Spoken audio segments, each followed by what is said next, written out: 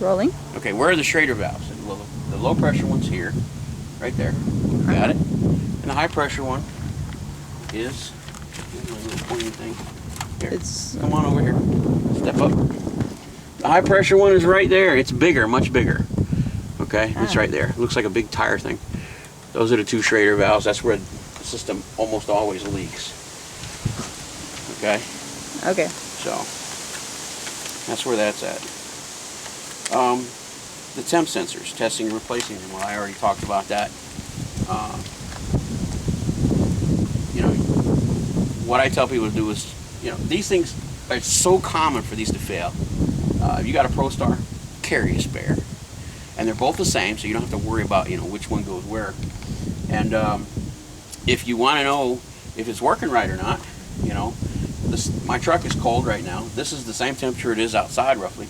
Take your new one that you've never used, test it with your meter. Oh, it's reading 6.2 K. Go over here. Oh, it's reading, you know, 4.1 K. Whoa, what's wrong, you know? Take it off, replace it. But you're going to have to drain your system to do it, obviously. So, you know, you can test these with a little voltmeter.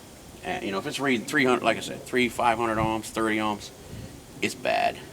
And that's almost always what goes wrong. Now, there's a kit that comes from International you can get for these. It comes with 2 new plugs, so you can take and cut the wires and put new wires and new plugs and everything. It also has some shrink tubing to go over this, and it completely seals this because, you know, water and salt intrusion and everything loves to get in these 2 plugs right here, especially where they're located. You know, you get a lot of spray and stuff on them. It loves to get up in there and get up in the wiring, get up in the plug, and short them out and just mess them up. And so it's real common. I mean, I've got PJ over there.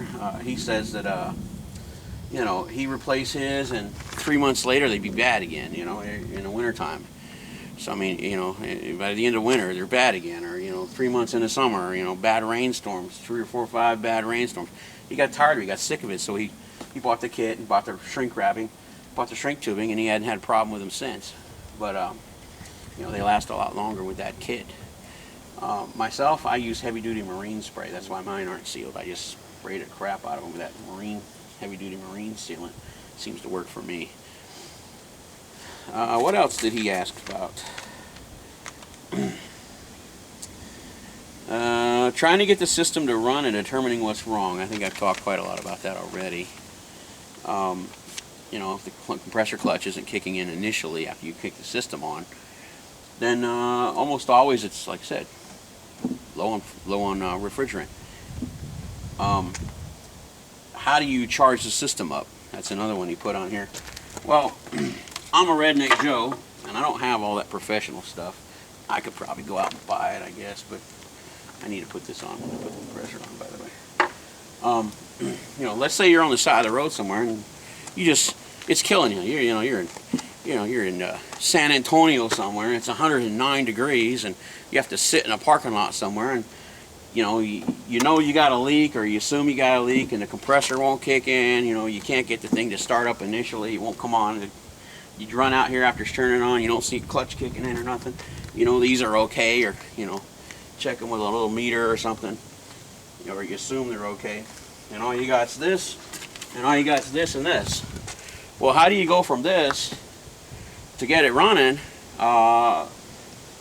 when there may be some pressure on it? You know, when there may be, you know, it may be low, or you know if it's gone low. You know for sure it's gone low, and that's why it won't kick on.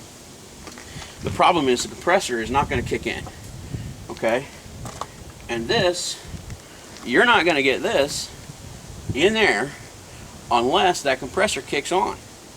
Because now if you were to, you know, when you take this to a shop pulls a vacuum on the system, and then they put the, you know, the coolant refrigerant in with a vacuum on the system, and it sucks it in there.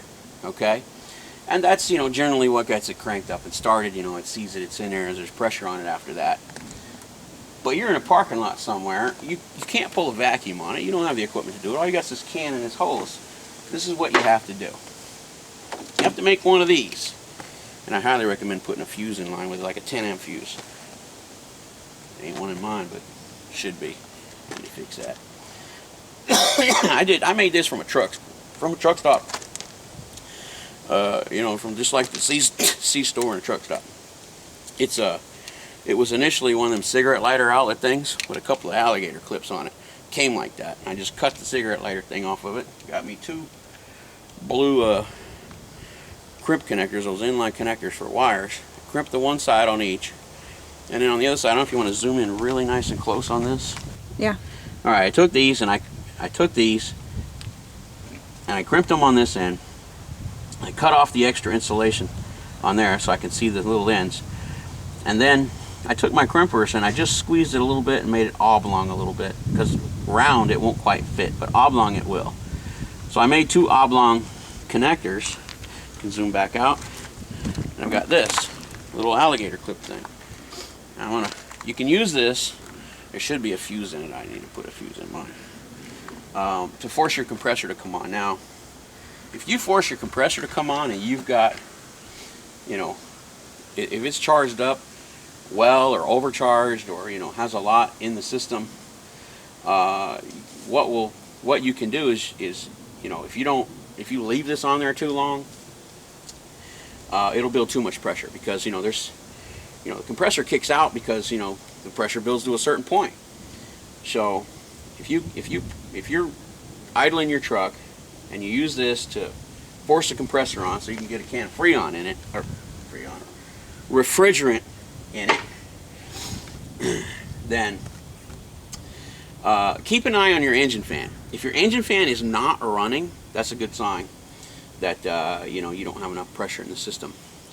If you kick your truck on and the engine fan is running, then I don't suggest manually kicking the compressor on, because you're not going to be able to tell when there's enough pressure in the system, or, you know, it starts to get too much pressure. So to get a can of Freon in and it's low, you come out here, your engine's, you know, your truck is running, your engine fan is not turning, you know, your engine fan is not running. You can unplug the connector here. See this? You can unplug the connector here. Normally it's plugged in, and to the clutch. You got a red wire and a black wire. Okay, you can come over here and you can put the red wire in here on the pin. It does. It fits nice. Red to red. Make double, triple, quadruple short, so you don't short it out. Black to black. Okay, like that, just like that. It plugs right in.